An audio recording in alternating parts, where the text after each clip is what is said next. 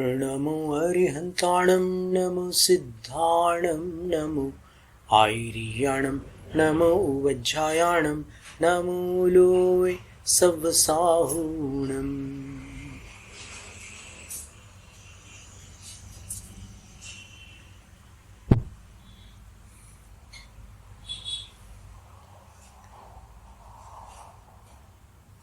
There are two types of mentalities. One is the creative type and the other destructive.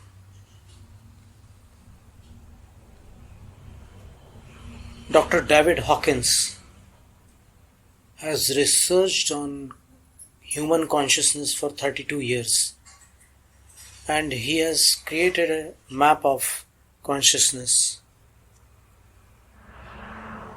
We are beings of energy. We are living beings.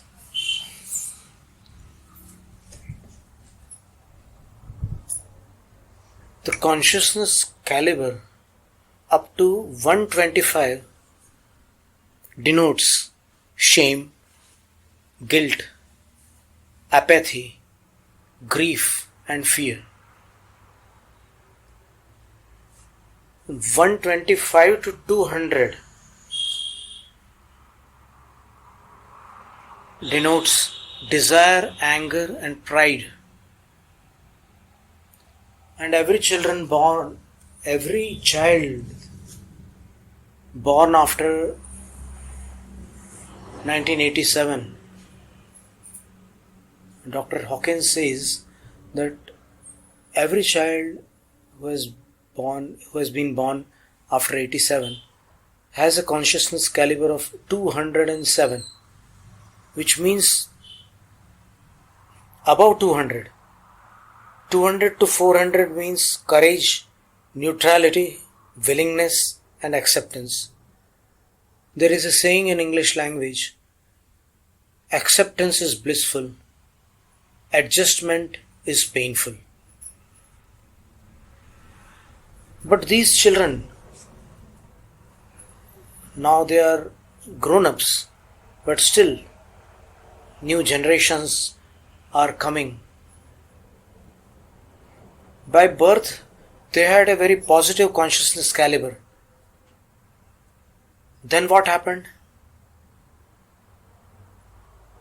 The doctor says that when a child starts playing computer games, in which there is too much violence, he shoots helicopters, he shoots people, he shoots animals, then that consciousness caliber comes down from 207 to 80. 80 is a very low caliber. And then the child starts becoming negative. He does not understand the feelings of his parents and teachers. He just goes his own way. So now we have to decide how to increase our consciousness caliber, how to raise our energy level. 400 to 500, it is reason, logic. 500 to 540, it is love. And 540 to 600 is joy. And ultimate 600 plus is peace and enlightenment. This is a scientific research Dr. David Hawkins had performed many years ago. We had just attended his program, which they had sent here, and listened to all the lectures. There are many kinds of feelings, and the whole map comprises of the minutest feelings which a human being feels.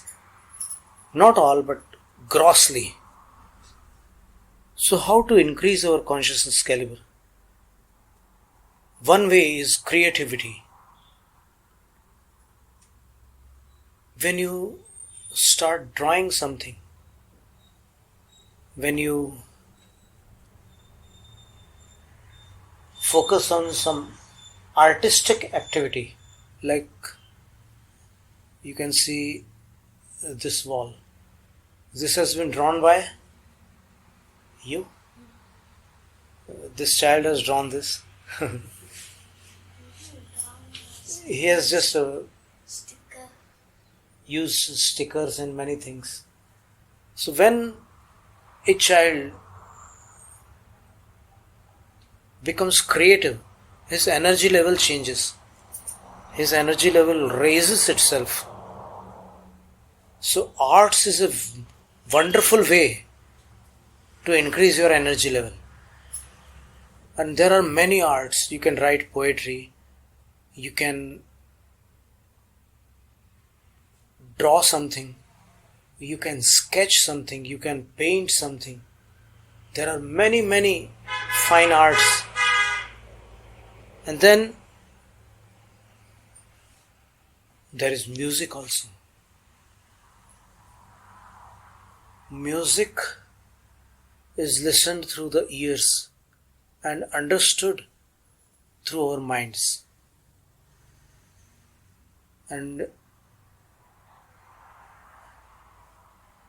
there have been Bird Lowry, etc. There are many researchers who have found that when there are two different frequencies in both ears, in the left ear there is a slight difference in frequency, in the right ear it is slightly different, then our brain creates a third frequency which is in between those two frequencies. And when that difference is equivalent to alpha waves, our brain within no time starts generating alpha waves. If it is in theta, that difference, then brain generates theta waves. And if it is in delta, brain starts generating delta waves. So this is called sound therapy. And musical therapy is just a wonderful therapy. There are many ragas in Indian classical music, and different ragas can heal different ailments. You may know or may not. For example, Rag Darbari, if listened at midnight, heals our heart. Rag Madhubanti, if listened during this time period, from 1 to 4, relieves headaches and migraines. Rag Malkons, when listened at the proper time, removes fever from your body. We are not just telling you something that we have read somewhere. We have experienced these things in some manners we have experienced this. So music, when it is soothing, becomes healing. Music does not mean melody and rhythm. There is one more factor which needs to be involved in music, and that brings the real effect of music, and that is called the feeling.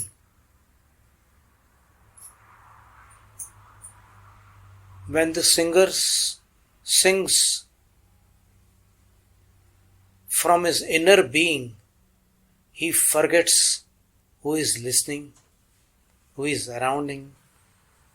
He just submerges himself, and that becomes real music. Though we call rhythm and melody music, no problem, but we are talking about that music which produces real effects. Besides these, there is a meditative state which every one of us can achieve through relaxed focusing. We concentrate, and that concentration needs effort. And when there is an effortless concentration, that becomes meditation. And if children start meditating like this, they sit like this with their lower backs, upper backs and neck erect, their hands, their palms facing upwards. They sit silently. They can just visualize some flowers, a lotus within their foreheads, their hearts, their abdomen. And when they draw something on that lotus,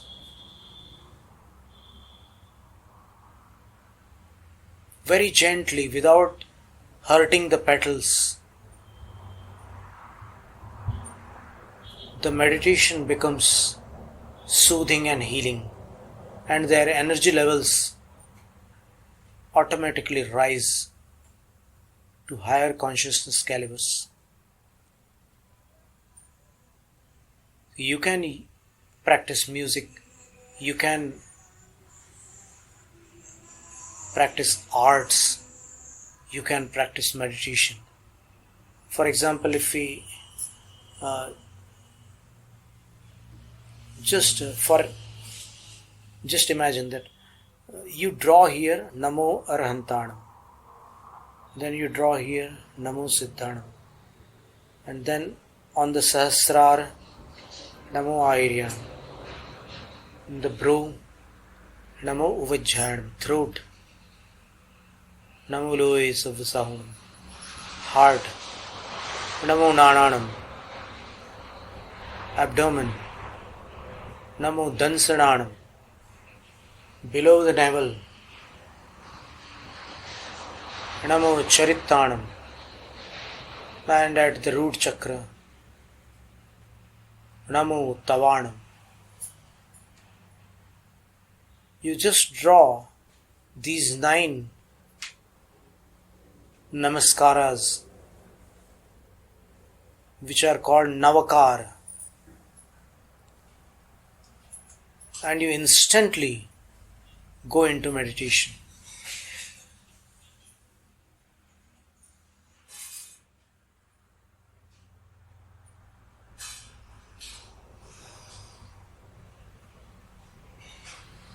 You can also imagine that you are somewhere else and watching these 9 namaskaras from there. Namo Arhantanam, Namo Siddhanam, Namo Airyanam, Namo Uvajjanam, Namo Lois of Sound, Namo Nananam, Namo Dhansananam, Namo Charittanam, Namo Tavanam.